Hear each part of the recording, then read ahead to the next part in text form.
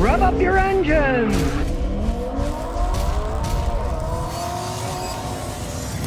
All right, if you're like me and you want to see what you get for a $77,000 brand new Lexus, stay tuned because there's one here right now. It's a nice sized SUV, and this particular one is an RX 450 H Plus all-wheel drive. Now you might not know this, but Lexus has been making these hybrid things for 19 years. They've been making them for a long time. It's not like they're new to the game. He wanted a luxury car and he bought it. And the main reason he wanted it was because, as you can see with the mat, he wanted a nice place for his dog to sit. Sure, the dog's happy. I don't know if I'd spend $77,000 to make a dog happy, but what can you do? Now, since this is an actual hybrid, it does get phenomenal gas mileage for a vehicle this size with this speed. Remember, it's all-wheel drive, it's a Lexus. He drove over here, he got 34 miles a gallon. Not too shabby. And he mentioned that they didn't even baby it. And I believe it because he's a young guy, right? So you look under the hood, there's all the electronics. They are extremely reliable. The front wheel drive system has that Toyota two-motor system, an electronic CVT transmission. It's amazing the technology behind them. And I haven't seen them break yet, so when they do break, they're gonna be hard to fix. But it is a Toyota product. The two-motor system's been out for a really long time. It can run on the engine alone. It can run on the battery alone. It can run on an engine and the combination of the engine and one electric motor. It can run on a combination of the engine, one electric motor, and the other electric motor. It's got 304 horsepower. Doesn't have the lag. The engine doesn't have to be revved up super high to get it. And this thing can go about 35 to 37 miles on electricity alone if you're driving conservatively. It's got two gas flaps. This is the gas flap on the left side, and this is the one on the right side. Well, not really a gas flap. This is the plug-in electric part. Now let's say you wanted to experiment with having an electric car. Well, you can plug that baby in, and it's not too bad to charge it up because it's a plug-in hybrid. It's not a full electric car. It isn't going to take 8 hours to charge it up because it's a smaller battery, and it could go up to 36 miles. Let's say you were like my wife used to be in Houston.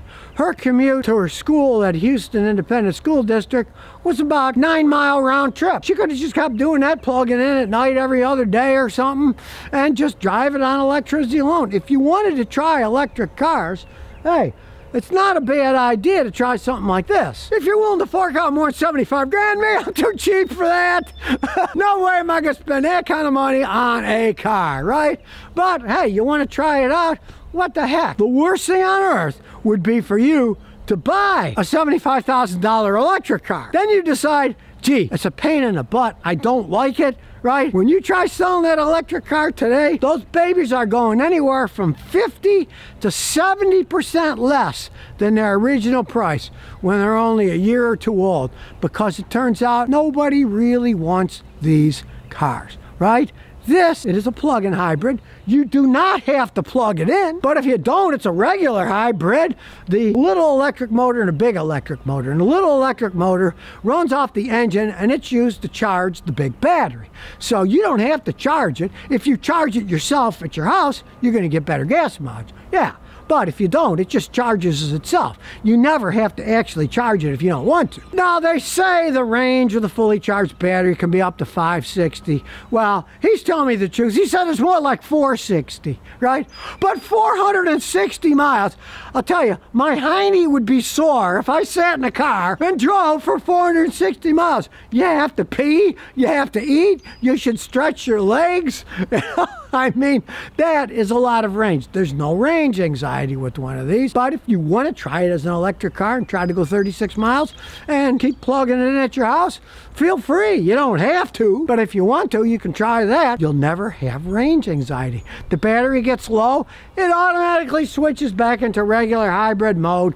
The motor starts to run, and then part of the motor will drive the electric motor that's gonna drive the car, and part of it will go to charge the battery back up. You never have to worry about charging the battery. So it makes a lot more sense. And it is a plug-in hybrid. You do pay extra, that's why you had to pay so much for it. The plug-in hybrids are always more expensive than a normal hybrid because there's more technology and there's a much larger, much more expensive battery that that the plug-in hybrids have. Okay, so let's take a look inside. It's got the Mark Levinson stereo, just like my wife's Lexus. Great stereo system. We'll slam that door. Solid build. Realize this thing is made in Japan. Of course, it's got all the fancy things. Dual sunroofs, moonroofs, whatever you want to call them. Very comfy. Suede seats. And a lot of room in the back. So we'll turn it on, but it might not do much because it is a plug-in hybrid. And as you can see, it's got fancy Lexus music and a nice screen. And unlike a lot of the Toyotas and Lexuses that have a screen bubbled up, it looks horrible. This, finally, they've integrated it into the dash and it looks phenomenal. Now, being an all-wheel drive hybrid, it's got kind of an interesting system. It has a separate motor for driving the rear wheels, which can supply as much as 50% power to the rear, where the other one supplies 50% to the front. So it's an extremely stable driving machine. If you like driving hard in the rain and snow, you probably have a lot of fun with this thing. But enough talk, let's put this thing into action. I will put it in reverse. It's all electronic, of course. Look at the camera setup. Man alive! You can do front, you can do rear. I mean, you can do all kinds of stuff with this thing. It's wild. And look at the wide range of the backup camera. Beautiful color, too. It's a cloudy day, and it still looks good. I'm still getting used to backup cameras. I'm so used to turning my head, I freak out when I don't look. So I'm looking anyway. And it's super quiet because it's running on electricity now. Then we'll put it in drive, and you can see it's got a heads-up display, too. You can't really see it, though. I can see it with my eyes. The camera doesn't like it. It's hard to get a focus on one of these things because it's an oddball thing.